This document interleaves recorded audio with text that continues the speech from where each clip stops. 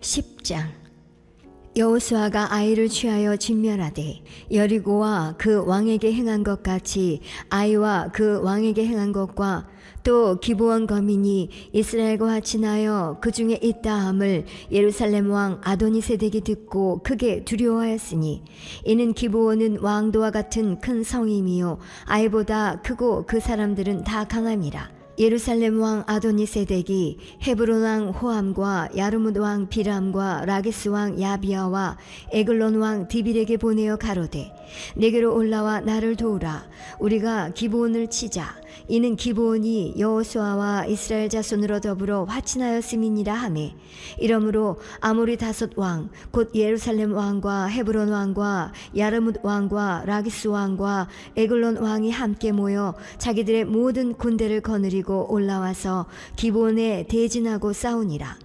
기브온 사람들이 길갈진에 보내어 여호수아에게 전언하되 당신의 종들 돕기를 더디게 마시고 속히 우리에게 올라와서 우리를 구조하소서. 산지에 거하는 아모리 사람의 왕들이 다 모여 우리를 치나이다 하매 여호수아가 모든 군사와 용사로 더불어 길갈에서 올라가니라. 이 내용이 뭐냐면은 여러분 잘 아시는 내용인지는 잘 모르겠지만은 가만히 보면 좀 웃긴 스토리라고 할 수가 있습니다. 이게 상당히 꼬여버린 사건이 시작되기 시작합니다. 이스라엘 백성에게는요. 가나안 땅에서 심판해야 하는 민족을 위해서 오히려 싸우러 나가야 되는 이스라엘을 보게 됩니다. 어차피 죽여야 되는 자들이 죽는 상황에 임했는데 그걸 놔두지 못하고 그들을 살리러 가는 이상한 사건이 오늘 생기게 되는 거예요. 기브온 족속이요. 가나안 족속 땅 사람들이거든요. 오늘 보시면은 5명의 가나안 왕들이 군집하기 시작합니다.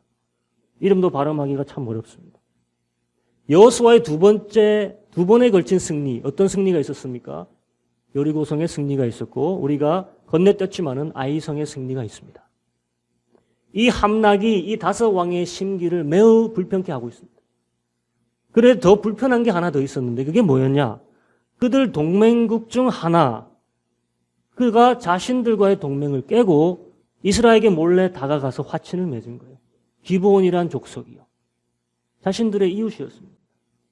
이스라엘 백성에게 가나안 땅 족속의 자존심을 다 버려버리고 목숨만 살려주면 우리를 제발 종으로만 삼아주면 하인이 되겠다고 조항을 써서 화친을 맺었다는 소문이 들리자 매우 불편해했습니다. 이제 같이 힘을 합해서 자신들을 위협하는 이스라엘을 쳐도 모자를 파네. 자신들 중에 하나가 배반한 거예요. 변심한 겁니다. 괘씸하죠. 그래서 오늘 남방 가나안 땅 가장 유력한 왕들 5이 모여서 이들을 치러 가는 겁니다. 5대1이죠. 대비되겠습니까? 기브온 족속들로서는 책략적으로도 수적으로도 이 지역의 빠삭한 이들에게 당해낼 재간이 없습니다. 그들을 누구보다 잘 알고 있는 이 왕들이거든요. 이때 기브온 족속의 유일한 희망이 뭐겠습니까? 이스라엘 백성, 이스라엘이에요. 이스라엘. 그래서 여호수아에게 6절의 전가를 오늘 보냈습니다. 여호수아에게 6절의 전가를 오늘 보냈습니다. 제발 빨리 와 주셔서 우리를 구출해 주소서. 아모리 사람의 왕들 5이 모여서 그들의 군대가 우리를 지금 치기 일보 직전입니다. 벌써 군대가 기브온 족속에 사는 곳에 와서 진을 치고 있었어요. 내일 해가 뜨면은 기브온 민족은 전장에서 이제 죽는 거예요. 하루도 안 남은 거예요. 여기까지가 오늘의 스토리 서론입니다. 오늘 이스라엘이 자신과 상관없는 이방인들, 원래 적이었던 이들을 위에 나가 싸운 기브온에서의 전투는 성경에서 그 어떤 전투보다 승리적인 전투가 됩니다. 대성공적인 전투가 돼요. 더 대단하고 위대한 승리의 전쟁이 됩니다. 5왕의 연합군을 깨부순 대단한 전투였던 것은 둘째치고 하나님의 초자연적인 개입이 확인이 보이는 전투입니다. 그리고 무엇보다도 이 전쟁을 기점으로 가나안의 전쟁의 승리가 하나의 도미노 이펙트처럼 가나안 땅 정복의 들불처럼 확산되는 겁니다. 도미노가 쓰러질 때 그 첫 번째 블락이 되는 승리의 그 요소가 됩니다. 한번 보겠습니다. 10장 28절에서 43절까지 제가 건너뛰면서 읽어드리겠습니다. 그날에 여호수아가 막게다를 취하고 이 전투 다음에 바로 막게다를 취하게 됩니다. 그리고 29절 여호수아가 온 이스라엘로 더불어 막게다에서 림나로 나아가서 림나와 싸우고 림나를 취합니다. 31절 림나에서 라기스로 나아가서 대진하고 싸워서 라기스도 취하고 33절 라기스를 도우려고 온 호람 왕을 치고 그도 취하게 됩니다. 34절 라기스에서 에글론으로 나아가서 대진하고 싸워 취하고 36절 에글론에서 헤브론으로 올라가서 싸워 취하고 38절 드빌에 이르러 싸워 취하고 38절 드빌에 이르러 싸워 취하고 40절 이와 같이 여호수아가 온 땅 곧 산지와 남방과 평지와 경사지와 모든 왕을 쳐서 하나도 남기지 아니하고 다 취했다는 거예요. 그리고 43절에 안 보시죠? 43절에 이제 다시 길갈 진으로 돌아오는 것입니다. 그러니까 길갈에서 기브온을 도우려고 나갔던 여호수아의 그의 군대가 다시 길갈로 돌아왔을 때는 어떻게 된 겁니까? 10장 41절에서 42절. 이렇게 말하고 있습니다. 여호수아가 가데스 바네아에서 가사까지와 온 고센 땅을 기브온에 이르기까지 치매 이스라엘의 하나님 여호와께서 이스라엘을 위하여 싸우신 고로 여호수아가 이 모든 왕과 그 땅을 단번에 취하니라. 그러니까 분명 이 기브온에서의 전쟁은 하나의 승리로 끝난 것이 아니라 연쇄적 첫 불씨였다는 거예요. 그럼 하나님께서 분명 이것을 계획하셨다는 거예요. 이것을 대단하게 쓰셨다는 거예요. 이 연쇄적 승리의 불씨. 우리는 삶에서 연쇄적 승리는 고사하고 실패를 거듭하는 사람들의 이야기를 많이 봅니다. 한 번의 잘못된 선택이 실패의 연쇄작용을 가지고 와서 갈수록 구렁텅이에 빠지는 불쌍한 인생들에 대한 이야기를 우리 주위에서 많이 듣습니다. 금전적인 문제가 생기고 가족 간의 불화가 생기고 건강이 악화되고 심지어 정신까지 완전히 무너지게 되는 벼랑으로 치닫게 되는 그런 실패 연속선상에 살고 있는 사람들 많이 있습니다. 불행과 실패의 시발점이 어딘가에 있었다는 거죠. 하지만 오늘의 스토리는 승리의 연속선상을 보여주고 있습니다. 그 시발점이 바로 이 기브온에서의 전쟁입니다. 우리가 신앙인으로서 성공과 승리의 연속선상에 올라가면 10년 걸릴 일이 한 달 안에 이루어진다는 거예요. 많은 에너지와 물질과 땀과 고민이 필요한 일이 이렇게 상상할 수 없을 만큼 빠르게 이루어질 수 있다는 겁니다. 이게 축복의 물살이라는 것이고 축복의 급류라는 것이고 우리는 이걸 타야 되는 거예요. 우리 성도들이 우리 교회들이 바로 이 물살을 타고 연속되는 승리를 거두셔야 되는 거예요. 이 승리의 원인이 뭘까? 오늘 말씀에서 나와 있습니다. 10장 7절에 나와 있습니다. 같이 한번 읽어보겠습니다. 여호수아가 모든 군사와 용사로 더불어 길갈에서 올라가니라. 자, 승리의 이유가 전혀 보이지 않죠? 그냥 올라갔다. 하지만 바로 이겁니다. 오늘 기브온에서 온 메신저의 다급한 전가를 들은 여호수아와 그의 백성은 하나같이 안 갈 수 있었는데 갔다라는 거예요. 그게 키포인트입니다. 그럼 안 갈 수 있었던 이유가 뭡니까? 한번 생각해 보기 원합니다. 먼저 기브온과의 언약은 속아서 맺은 언약입니다. 여러분도 잘 아시다시피 하나님께서 가나안 땅 족속과는 어떠한 언약도 맺지 말라고 누누이 말씀하셨어요. 그들을 다 죽음으로 심판하라고 했어요. 그런데 기브온 족속이 어떻게 했습니까? 살려고 꾀를 썼던 거예요. 9장으로 한번 가봅니다. 너무나 많은데 제가 줄여서 읽겠습니다. 9절 그들이 여호수아에게 대답하되 종들은 당신의 하나님 여호와의 이름을 인하여 심히 먼 지방에서 왔사오니 이는 우리가 그의 명성과 그가 애굽에서 행하신 모든 일을 들으며 11절 우리는 당신들의 종이니 청컨대 이제 우리와 약조하사이다 하라 하였나이다. 12절 우리의 이 떡은 우리가 당신들에게로 오려고 떠나던 날에 우리들의 집에서 뜨거운 것을 양식으로 취하였더니 보소서 이제 말로 오려고 떠나던 날에 우리들의 집에서 뜨거운 것을 양식으로 취하였더니 보소서 이제 말랐고 곰팡이 났으며 우리가 포도주를 담은 이 가죽 부대도 새 것이었더니 찢어지게 되었으며 우리의 옷과 신도 여행이 심히 길므로 낡아졌나이다.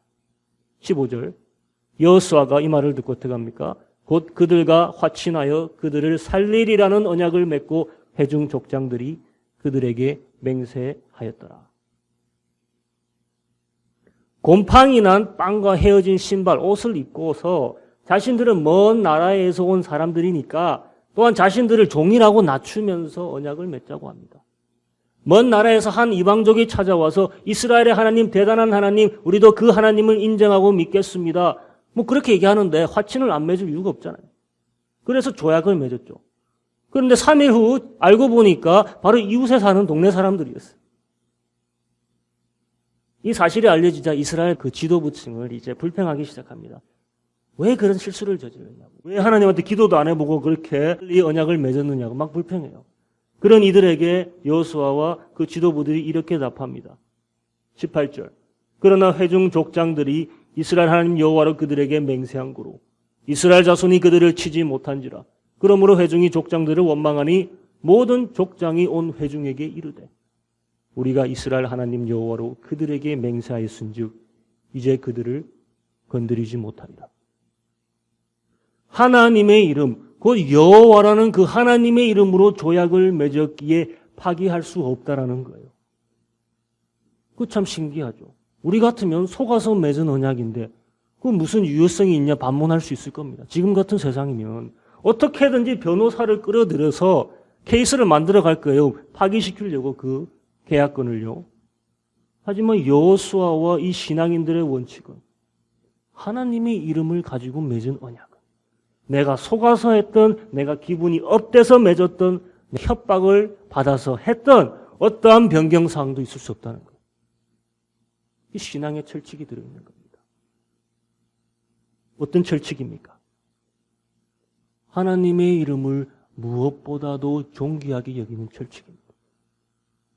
자신들의 상식과 자신들의 합리성보다 하나님의 이름을 존귀히 여기는 이 원칙으로 인해서 이런 행동이 나오고 있는 거예요. 그 백성들이 더 이상 아무 말 못하죠. 그런데 기브온에서 얼마 후 사람이 찾아왔습니다. 급하게 찾아왔죠. 그 메신저가 찾아왔습니다. 다급히 달려와서 이야기하는 겁니다. 우리가 지금 죽을 공경에 놓여 있습니다. 살려주십시오. 이 상황에서 이 기브온 족속들이 유일하게 살 수 있는 방법은 무엇이냐? 바로 그 언약의 유효성에 매달리는 것밖에 없습니다. 그리고 이 언약이 유효한 오로지 한 가지 이유는 뭐 때문입니까? 유효한 오로지 한 가지 이유는 뭐 때문입니까? 바로 여호와 하나님의 이름이 그 언약을 인증하고 있기 때문입니다. 여기서 우리는 복음을 볼 수 있어야 합니다. 원래 원수였던 자들이 파멸 앞에서 살 수 있었던 유일한 길은 여호와의 이름으로 그의 언약 안에 들어오는 것밖에 없다는 거예요. 이게 복음입니다. 이것을 우리가 다시 어떤 관점으로 볼 수 있느냐, 그거 중요합니다. 기브온은 원래 적이죠. 우리를 속여서 언약을 맺게 한 족속이에요. 그런데 지금 또 다른 가나안 족속들이 일어나 자기들끼리 싸운다는 겁니다. 이 상황을 어떻게 해석할 수 있습니까? 이 상황을 심판이라는 틀로 해석할 수 있을 거예요. 자신들을 기만한 기브온 민족을 이렇게 치리하시는, 처리하시는 하나님의 놀라운 섭리라고 해석하는 사람들이 있었을 겁니다. 또한 자기들끼리 치고받고 있어요. 동시에 다 치버리면 되잖아. 하나님께서 선사하신 조로의 군사적 기회라고 생각하는 사람들도 있을 수 있었을 거예요. 어쨌거나 모두 잘 됐다고 하지 이것이 무슨 우리에게 안 좋은 일이라고 생각 안 했을 겁니다. 그런데 오늘 이 전가를 받아듣고 여호수아와 그의 군대는 어떻게 반응했다는 거예요? 10장 7절에 나왔죠. 여호수아와 모든 군사와 용사로 더불어 길갈에서 올라간다. 죽치고 아무것도 안 한 게 아니었습니다. 내일 아니다. 그들의 불행이 우리의 성공이지. 이런 멘탈이 아니었다는 겁니다. 우린 그 언약을 지키러 가야 한다. 우린 그 언약 때문에 그들을 보호해야 할 의무가 있다. 한마음이 되어서 지금 나아가고 있는 거야. 동맹국으로 맺는 조약은 보통 서로가 어려울 때 돕자라는 조항이 있죠. 그게 동맹국의 조약이죠. 하지만 지금 한 왕도 아니고 두 왕도 아니고 5왕이 모여서 친다는데 내가 나가고 싶겠습니까? 조약 자체도 속아서 맺은 언약이에요. 애초에 기브온 족속과 잘 지낼 마음이 없었던 사람들이에요. 그런데 오늘 여호수아와 그의 모든 군사는 길갈에서 지체하지 않았습니다. 길갈에서 올라가니라. 언약 때문에 그들에게 은혜의 손을 뻗치고 있는 거예요. 그들의 공경을 남몰라하지 않았고 이용하려고도 하지 않았습니다. 언약 때문에 손해보는 것 같은 환경에 처했다 한들 신뢰를 저버리지 않았습니다. 위험을 감수하러 가는 거예요. 언약 때문에 그들은 돕는 손길을 일부러 더디게 하고 있지 않습니다. 9절을 가봅니다. 여호수아가 길갈에서 어떻게 해요? 밤새도록 올라가서 그들에게 갑자기 이르니 여호수아와 그의 군대는 하루도 지체하지 않았다는 겁니다. 뭐 밤에 몰래 간 걸 수도 있습니다. 하지만 그랬다면 그 다음날 가도 되는 거예요. 하지만 기브온 민족에게 어떠한 사상자도 발생하기 이전에 경가를 받자마자 출발하는 겁니다. 밤새서 그들에게 불행이 이르기 전에 그들을 구원하러 가는 거예요. 왜 이렇게까지 그 언약을 지키려고 애쓰는 모습을 우리는 여호수아와 그의 백성에게서 보게 됩니까? 그래봤자 사람과 맺은 약속 아닙니까? 사람과 사람 사이에 우리 약속을 깰 수 있잖아요. 이해관계로 사람끼리 맺은 신용을 저버리는 게 일상인데, 그런 게 인간 사회인데, 뭐 돈 먹고 튀는 거 일상이잖아요. 다반사잖아요. 하지만 이스라엘은 지금 하나님을 닮고 있는 겁니다. 하나님처럼 행동하고 있는 거예요. 오늘 위대한 승리의 전쟁이 있기 전 이스라엘이 사실 깊은 기억이 있었습니다. 얼마 전이에요. 여리고의 승리를 만끽하고 다음 목표지 아이성을 공략하러 갔을 때 당연히 하나님이 도와주실 줄 알았어요. 여리고 성보다 훨씬 조그마한 성이었거든요. 그래서 군대 장관들이 여호수아도 올라가지 않고 군대 장관들이 있습니다. 3,000명만 우리에게 주셔서 우리가 가서 해결하고 오겠습니다. 그래서 길갈에서 올라갔어요. 똑같은 장소에서 올라갔습니다. 그런데 같은 길갈에서 올라간 것인데 이때는 완전히 망했습니다. 승리가 아니라 대패했어요. 그 원인이 어디 있었습니까? 하나님과의 언약을 깬 누군가가 있었다는 거예요. 그들 중에.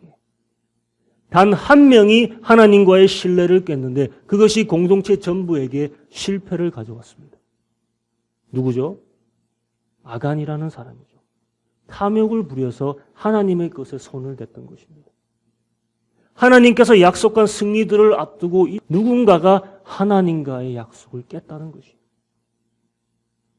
결국 그를 색출하는 작업을 하죠. 제비를 뽑으니까 결국에 그가 걸리게 돼요. 그를 제하고 나서야 전쟁에서 승리하게 됩니다. 아이성을 함락하게 됩니다. 이 아이성과의 교훈이 여호수아와 백성에게 의미한 바가 엄청나게 컸습니다. 어디서 알 수 있느냐? 8장 30절. 8장에서 알 수 있어요. 제가 읽어드리겠습니다. 이때가 언제냐? 바로 아이성을 점령하고 나자마자 그때 여호수아가 이스라엘의 하나님 여호와를 위하여 에벨산에 한 단을 쌓았으니. 32절. 여호수아가 거기서 모세에 기록한 율법을 이스라엘 자손의 목전에서 그 돌에 기록하며 온 이스라엘과 그 장로들과 유사들과 재판장들과 본토인뿐 아니라 이방인까지 여호와의 언약궤를 맨 레위 사람 제사장들 앞에서 궤 좌우에 서되 절반은 그리심산 앞에 절반은 에발산 앞에 섰으니 이는 이왕의 여호와의 종 모세의 절반은 그리심산 앞에 절반은 에발산 앞에 섰으니 이는 이왕의 여호와의 종 모세가 이스라엘 백성에게 축복하라고 명한 대로 함이라. 34절. 그 후에 여호수아가 물은 율법책에 기록된 대로 축복과 저주하는 율법의 모든 말씀을 낭독하였으니. 이 조그만 아이성을 점령하고 나서 여호수아와 백성들의 마음에 모세의 명이 다시 생각나는 거예요.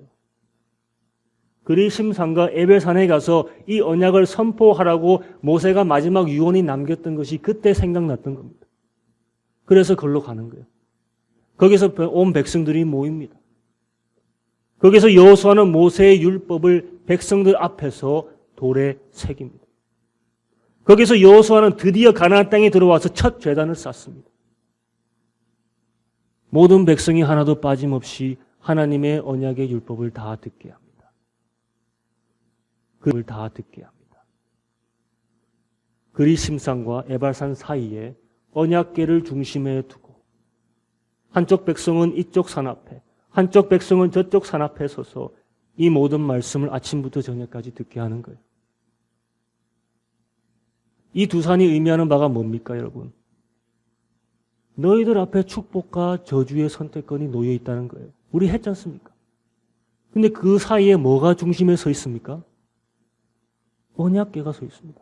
하나님의 언약이 중심에 있습니다. 제사장들이 짊어지고 있는 언약궤를 중심에 두고 축복과 저주의 말씀을 듣고 있어요. 한편에는 축복이, 한편에는 저주가 있다는 것을 이날 눈으로 보고 귀로 듣고 마음으로 새기는 겁니다.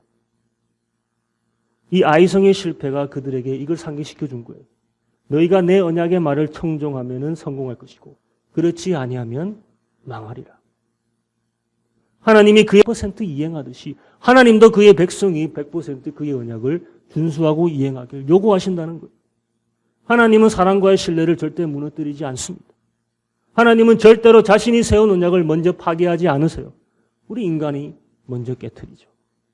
그리고 우리가 그 언약을 깰 때 하나님은 우리에게 약속하신 모든 승리를 거두어 가시고 이 일을 통해서 이스라엘이 다시 한번 절실히 느낀 거예요. 한 번 맺은 언약은 유효하다는 것. 한 번 맺은 신뢰의 관계는 깨면 안 된다는 것. 오늘 여호수아와 그의 군대 장관들, 그의 군사들 기본으로 가기를 주저하지 않았습니다. 누구도 질문하지 않았어. 왜 가냐고. 여러 가지 이유를 대고 가지 않을 수 있었습니다. 뭐 내 일이 아니니까. 그들 스스로가 만든 일이니까. 뭐 그들의 불행이 우리의 이득이 될 것 같으니까. 하지만 이들은 칼을 차고 밤새 뛰어갔습니다. 동이 트기 전 그들에게 환란이 임하기 전 열심히 뛰어간 거예요. 그들은 하나님의 이름을 빌려 맺은 언약을 이행하기 위해서 밤새 쉬지 않고 달려간 것입니다. 하나님의 이름으로 맺은 약속을 지키는 것, 그 신뢰를 깨지 않는 것, 그것이 여호와 하나님을 섬기는 사람이 지켜야 할 당연한 도리라는 것을 확실하게 붙잡고 간 것이에요. 율법은 두 가지의 형태로 나눌 수가 있습니다. 하나는 하나님과 사람과의 관계 속에서 지켜야 할 법도입니다. 또 다른 하나는 사람과 사람 사이에서 지켜야 할 법들입니다. 법이라는 것은 언약이에요. 계약입니다. 약속이에요. 사람과 사람 사이에 지키는 언약이 바로 하나님과 사람 사이에 지켜야 할 언약과 별개가 아니라는 겁니다. 그게 연결되어 있는 게 십계명이에요. 오늘 여호수아와 그의 군대가 떠나기로 작정하고 길을 내 말씀이 임합니다. 이렇게 말씀하십니다. 10장 8절. 때에 여호와께서 무슨 때죠? 떠나서 나섰을 때 여호와께서 여호수아에게 이르시되 그들을 두려워 말라. 내가 그들을 내 손에 붙였으니 그들의 한 사람도 너를 당할 자 없으리라 하시니라. 여러분, 이들이 하나님 앞에서 우리 가야 됩니까? 말아야 됩니까? 여쭈지 않았습니다. 우리 한번 기도해보고 가자 이러지 않았습니다. 왜입니까? 이들은 원칙을 알았기 때문이에요. 원칙을. 이럴 때 하나님께 묻자고 기도해보자고 하는 자들이 꼭 있습니다. 이런 자들은 빛 좋은 개살구 신앙입니다. 오늘 여호수아와 그의 군대는 하나님이 세우신 원칙을 알고 있기 때문에 바로 행동으로 옮기는 거예요. 거기서 죽치고 앉아서 기도하는 것이 그때는 불신앙인 거예요. 그건 신앙이 아닌 겁니다. 그거 왜 하나님 앞에 물어봅니까? 대도 안 되는 걸로 물어보는 것 자체는 신앙이 아니에요. 신앙이 아니에요. 당연히 손해를 보는 것 같은 상황이 왔지만은 가야 되는 것이 옳은 것인지 알기에 가는 겁니다. 5왕이 모여서 연합군을 만들었던 10왕이 모여서 연합군을 만들었던 이것은 하나님이 어떤 분인지 알기에 이제는 알기에 나는 가야 한다는 겁니다. 주저하지 않고 가는 거예요. 그래서 발을 뗀 순간 하나님께서 말씀하시는 거예요. 간 순간에 가고 나니까 이 전쟁은 누구에게 속한 것이다? 내게 속한 것이다. 내가 그들을 내 손에 붙이겠으니 한 명도 너를 당할 자가 없으리라. 이게 성공하는 신앙입니다. 가야 할 때 가는 신앙. 그래서 그들은 그 약속을 지키기 위해 쉬지 않고 달려갔습니다. 그리고 싸웠습니다. 이 결과가 어땠습니까? 10절에 여호와께서 그들을 이스라엘 앞에서 패하게 하심으로 여호수아가 그들을 기브온에서 크게 도륙하고 벳호론에 올라가는 비탈에서 추격하여 그들을 완전히 쳐부시죠. 막대하게 일시게 하는 거예요. 이들이 다 도망가는 거예요. 추격하러 갑니다. 그런데 이스라엘에게 문제가 생깁니다. 뭡니까? 이 격차가 벌어지기 시작하는 거예요. 추격하는데. 왜 그럴까요? 그 전날 밤새 뛰어왔지 않습니까? 에너지가 다 고갈되는 겁니다. 육신의 힘을 소진했잖아요. 힘이 딸리는 거예요. 최선을 다해 싸웠지만은 달아나는 적까지는 따라가서 죽일 만한 힘은 없었던 거예요. 그러니까 그럴 때 그들의 재량이 끝나는 그곳에서 누가 역사했다는 겁니까? 하나님이 직접 개입하기 시작합니다. 하나님이 더 안달나셔서 참견하시는 거예요. 초자연적인 하나님의 역사가 이제 시작되는 겁니다. 11절 그들이 이스라엘 앞에서 도망하여 벳호론의 비탈에서 내려갈 때 여호와께서 하늘에서 큰 덩이 우박을 아세가에 이르기까지 내리우스매 그들이 죽었으니 아세가에 이르기까지 내리우스매 그들이 죽었으니 이스라엘 자손의 칼에 죽은 자보다 우박에 죽은 자가 더욱 많았더라. 벌어진 간격을 누가 메꾸시는 겁니까? 하나님이죠. 달아나는 자들은 이제 이스라엘을 따돌렸으니 와 이제 한숨 돌리라. 이제 살겠다라고 생각하고 있었는데 그 간격이 벌어진 차에 하늘에서 수박 많은 우박들이 떨어지는 거예요. 내 힘이 다한 그곳에서 내 힘이 끝난 그곳에서 하나님이 일어나셔서 싸우시는 겁니다. 따라잡지 못한 적들을 하나님이 붙잡으셔서 해결하시는 거예요. 성경이 말합니다. 그날에 이스라엘 자손의 칼에 죽은 자보다 우박에 죽은 자가 더욱 많았더라. 여호수아와 그의 군대는 하나님께서 직접 싸우시는 것을 구경하게 됩니다. 목격하게 됩니다. 그래서 달아나는 적들을 따라잡았을 때 이미 우박에 맞아 죽은 시체들이 그런데 또 다른 문제가 생깁니다. 이제는 날이 저물어 갑니다. 아직까지 치러야 할 전투가 끝나지 않았는데 이제는 힘이 아니라 뭐가 모자라는 거예요? 시간이 모자라는 거예요. 조금만 시간이 더 있다면 완전히 이 전투를 승리로 끝낼 수 있는데 날이 저물면 다 도망가서 찾을 수가 없잖아요. 이때 여호수아가 외칩니다. 하나님의 군대 이스라엘의 군대 장관으로서 그가 하늘에 당당히 선포합니다. 12절 여호와께서 아모리 사람을 이스라엘 자손에게 붙이시던 그날 이날에 여호수아가 여호와께 고하되 이스라엘 목전에서 가로되 태양아 너는 기브온 위에 머무르라 달아 너도 아얄론 골짜기에 그리할지어다 하네. 시간아 멈춰라 그 말입니다. 근데 이게 말이 됩니까? 이런 상상할 수 없는 상식 밖의 요구를 하나님 앞에서 당당하게 요구하는 거예요. 해와 달아 멈춰라. 근데 결과가 어떻겠습니까? 달이 그치기를 백성이 그 대적에게 원수를 갚도록 하였느니라. 태양이 종일토록 내려가지 않았습니다. 달이 올라오다가 탁 걸려서 못 올라갔어요. 시계가 멈춘 겁니다. 이날의 승리를 누가 원하셨다는 겁니까? 이날의 전쟁을 누가 싸우셨다는 겁니까? 여호와 하나님. 14절에 여호와께서 사람의 목소리를 들으신 이 같은 날은 전에도 없었고 후에도 없었나니 이는 여호와께서 이스라엘을 위하여 싸우셨습니다. 그러니까 대단한 전쟁이라는 거예요. 결국 해답은 이겁니다. 여호와 하나님이 싸우시게 하면 된다는 거예요. 여호와 하나님이 일어나셔서 그가 싸우시면 우리는 모든 전쟁에서 백전백승한다는 거죠. 내가 힘이 딸리더라도 내가 시간이 없더라도 승리는 우리 것이라는 거죠. 그런데 하나님이 나서서 싸우게 하는 바로 그 원칙이 뭐라는 겁니까? 그게 뭐냐는 거예요. 언약을 지킴이라는 거예요. 하나님과 사람과 사이에 약속이 있고 사람과 사람 사이에 약속이 있습니다. 우리는 둘 다 경홀히 여기는 사회적 문화적 환경에서 살고 있습니다. 금전적인 인해관계 때문에 이런 약속이 의미 없는 종이 쪽지로 전락해버리는 것이 예사예요. 하지만 하나님은 약속을 저버리는 자 그리고 돌아서는 자를 축복하지 않으시고 함께 하시지도 않습니다. 불법자들이죠. 그런데 신앙인들까지 이런 불법을 행하고 사는 것이 요즘에 아예 예사가 되었습니다. 세상의 법이 닿지 않으면 그냥 입 싹 닦아버리는 것이 풍토가 되어버렸어요. 먹튀하는 인성이 생기고 나 몰라라는 관성이 생기고 언제부터 우리의 기준이 세상의 느슨한 법이 되어버렸습니다. 우리가 승리의 한 가지만 오늘 생각하시면 됩니다. 신앙인은 여기 기본의 전쟁에서 배우면 된다는 것입니다. 언약을, 약속을 지켜야 합니다. 가장 쉬울 것 같은 일조차 되지 않는다는 것은 내가 하나님과의 약속을 이행하지 않았던 사람과 사람 사이의 신뢰를 버렸던 언약에 실패했다는 거예요. 약속을 이행하지 않는 습관적인 인생에는 성공이란 찾아올 수 없습니다. 적어도 우리 신앙인들에게. 왜냐하면 언약을 지킨다는 것은 우리가 하나님의 속성을 담는다는 것을 이야기하고 있기 때문입니다. 하나님의 거룩하심을 얘기할 때 여러 가지를 들어서 설명할 수 있겠지만은 그 중 하나가 바로 이 언약성입니다. 우리가 섬기는 하나님은 사람과 언약을 체결하시고 언약을 이행하시는 신실하신 하나님이십니다.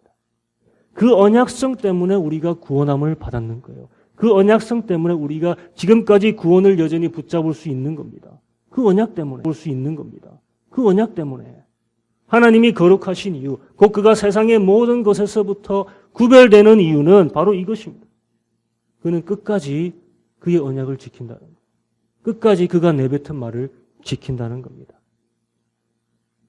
내가 만든 약속을 신실하게 이행한다는 것이 바로 내가 하나님의 거룩하심을 인정하고 그것을 최고의 가치로 삼아 그를 본받는다는 믿음의 산 증거라는 것이에요. 이게 결핍된다면 신앙인의 가장 근본 가치, 그걸 저버린 기본이 안 된 신앙인이라는 겁니다. 여러분, 아간이란 사람, 여리고성에서 몰래 챙겨서 죽음을 맞게 된 그 사람, 신앙인입니까? 아닙니까? 하나님의 거룩한 것에 손을 댄 비신앙인이죠. 신앙인 같아 보였어도 하나님의 거룩성을 이해하지 못하고 그것을 내 것으로 삼지도 못하고 살아보지도 못한 말뿐인 신앙인이에요. 아골 골짜기에서 헤어나지 못합니다. 아간의 체온은 아골 골짜기의 돌무더기에 묻혀지게 됩니다. 아골이 무슨 뜻입니까? 아골은 trouble, 고심, 문제, 어려움이란 뜻이에요. 문제의 계곡이라는 뜻입니다. 신앙인이 실패의 영산선에서 맨날 트러블 위에 또 트러블 겪는다는 것은, 문제를 맨날 겪는다는 것은 내가 사람으로서 신뢰를 저버리고 도리를 저버린 일이 있다는 것입니다. 우린 그 반대가 돼야 됩니다. 내가 손해를 보더라도 우린 하나님의 이름을 대표하는 자들이기에, 믿는 자들이기에 감수할 수 있어야 되는 거예요. 그것이 바로 내 승리의 불씨이자 연속되는 승리의 그 도미노 첫 블락이 되는 것입니다. 이제 우리 같이 눈을 감고 기도했으면 좋겠습니다. 2019년 우리 물금센터를 교회 기도했으면 좋겠습니다. 2019년 우리 물금센터를 교회 하나님이 믿을 수 있었던 분과 같이 이제 2019년 나도 믿고 신뢰할 수 있는 사람이 되어야 합니다. 하나님의 이름이 거룩한 것 같이 그분으로 인해서 당신의 이름으로 인해서 끝까지 그의 약속을 이행하듯이 우리는 세상의 문화와 법이 요구하는 것보다 더 높은 이상을 실행해야 됩니다. 맨날 하나님의 이름이 거룩히 여김을 받으시옵소서 기도하지만 이걸 실천치 못하면 우리에게 주어진 성공의 물살을 타지 못하는 것입니다. 이 시간 같이